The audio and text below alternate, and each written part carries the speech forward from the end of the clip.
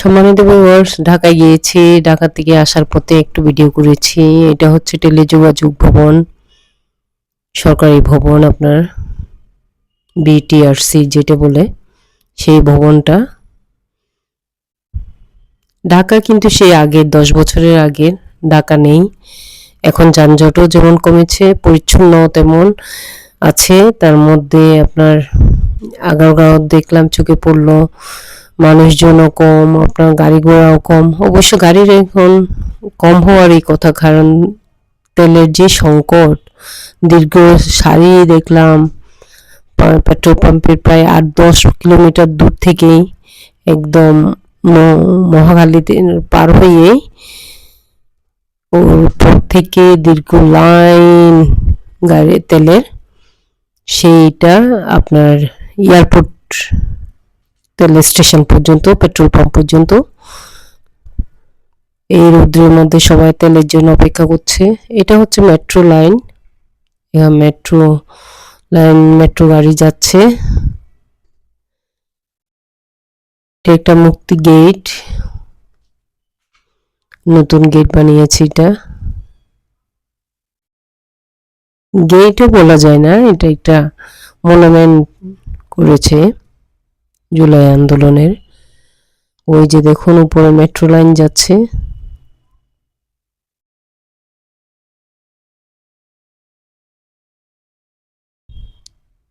এই জায়গাটা হলো Agargaon rail station, metro rail station. এটা পার হয়ে আমরা যাচ্ছি জাহাঙ্গীর গেটের দিকে। জাহাঙ্গীর গেটে গেলেও দেখা যাবে সুন্দর, একদম পরিচ্ছন্ন সব। আসলে ঢাকা তো ঢাকাই, রাজধানী শহর, সব সরকারি অফিস আদালত, সব কিছুর প্রতিষ্ঠান মেইন হেডকোয়ার্টার ঢাকাতেই। এবার ভালো লাগলো, কারণ এবার গাড়ি ঘোড়া যেমন কম ছিল, মানুষজনও কম ছিল ঢাকাতে। অবশ্য মানুষের এখন খুবই সংকটাপন্ন যাচ্ছে সময়টা।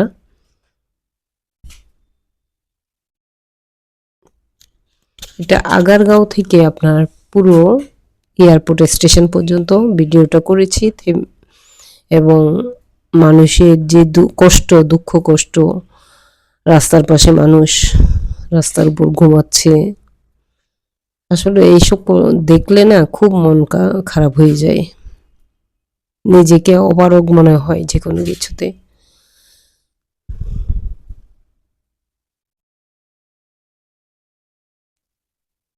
আর কথা বাড়াবো না আপনাদের সাথে, আপনারা দেখতে থাকুন। এটা ঢাকা শহর, রাজধানী শহরের সেই রাস্তাঘাট, হাইওয়ে, আপনার ফ্লাইওভার, মেট্রো রেল সব মিলিয়ে ঢাকা শহরটা এখন সুন্দর, অনেক সুন্দর হয়েছে। এখন বাহির থেকে যারা আসে, প্রবাসীরা বা গ্রাম থেকে যারা যায়,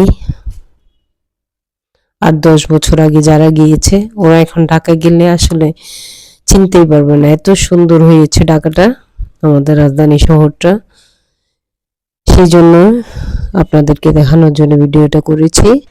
ভিডিওটা দেখবেন এবং মানুষের কষ্ট, দুর্দশা এগুলো দেখলে আসলে মন খারাপ হয়ে যায়। সেই জন্য দীর্ঘ লাইন, তেলের জন্য লাইন ধরা দেখেও খারাপ লাগলো। মানুষের কষ্টের কোনো আসলে সীমা নেই। অনেক 8-10 ঘন্টা দাঁড়িয়ে অনেকে তেল নিতে পারে না পেট্রোল পাম্পে। সারা বিশ্বটাই আসলে এখন একটা সংকটের মধ্যে আছে। সবাইকে আল্লাহ হেফাজত করুক। জীবন যাপনের জন্য আসলে গাড়ি ঘোড়া তো দরকারও হয়, এক জায়গা থেকে এক জায়গায়। অবশ্যই স্কুল কলেজে ছাত্রদের, বাচ্চাদের নামিয়ে দেওয়া লাগে, বাজার করা লাগে, বিভিন্ন বিপদ আপদে অফিস আদালতে যাওয়ার জন্য অবশ্য গাড়ি লাগে। এবং গাড়ির জন্য এই যে দেখুন দীর্ঘ লাইন থাকে। এখন অবশ্য সিএনজি থাকার কারণে সিএনজিগুলো খুব এগিয়ে যাচ্ছে। বাস বলেন, ট্রাক বলেন তেমন একটা নেই, কারণ এগুলোর জন্য ডিজেল লাগে। এটা হলো জাহাঙ্গীর গেট। জাহাঙ্গীর গেটটাও সুন্দর, দেখুন এদের সামনের গেটটা। সুন্দর করে রেখেছে।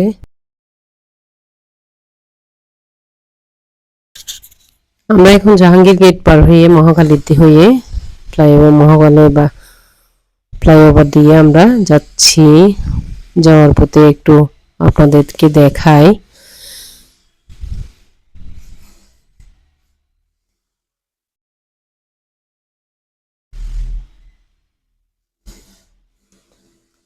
আমরা যদি সচেতন হই, সারা বাংলাদেশটাকে আসলে আমরা সুন্দর করে সাজাতে পারতাম।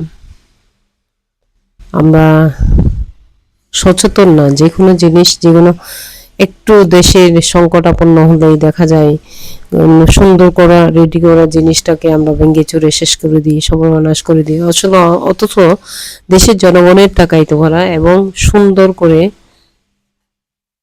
করা জিনিসটাকে আমরা ভেঙে চুরে নষ্ট করে দিই।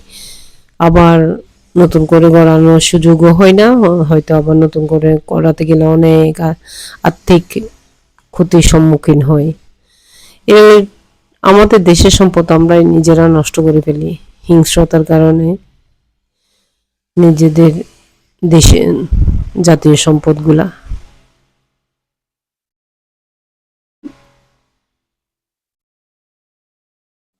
দেখুন এটা মেট্রো মহাখালী ফ্লাইওভার।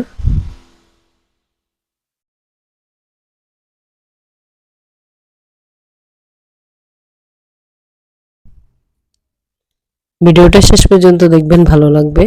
এখানে আন্ডারপাস আর একটা রাস্তা আছে সামনে গেলেই, আর্মির মেজর অপোজিটে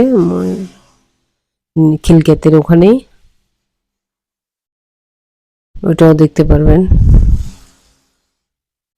ভিডিওটা শেষ পর্যন্ত দেখবেন। আমাদের ঢাকা শহরটা কি সুন্দর হয়েছে সেটা ভিডিও দেখলে দেখতে পারবেন। কিন্তু তেলের যে সংকট, সেটার জন্য খুব আফসোস লাগলো।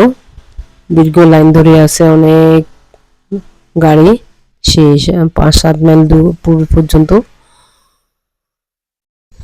তা দেখানোর জন্য আসলে ভিডিওটা করেছি, এবং সেই সাথে পুরো ঢাকা শহরটা যত পর্যন্ত গেলাম ভিডিও করলাম। দেখবেন আপনারা সবাই, আমার চ্যানেলটা সাবস্ক্রাইব করবেন। রাজধানী শহর, আমাদের প্রাণের শহর, রাজধানী শহর ঢাকা, একদম আগারগাঁও থেকে রেল স্টেশন, বিমানবন্দর পর্যন্ত। ওকে, ধন্যবাদ। আসসালামু আলাইকুম।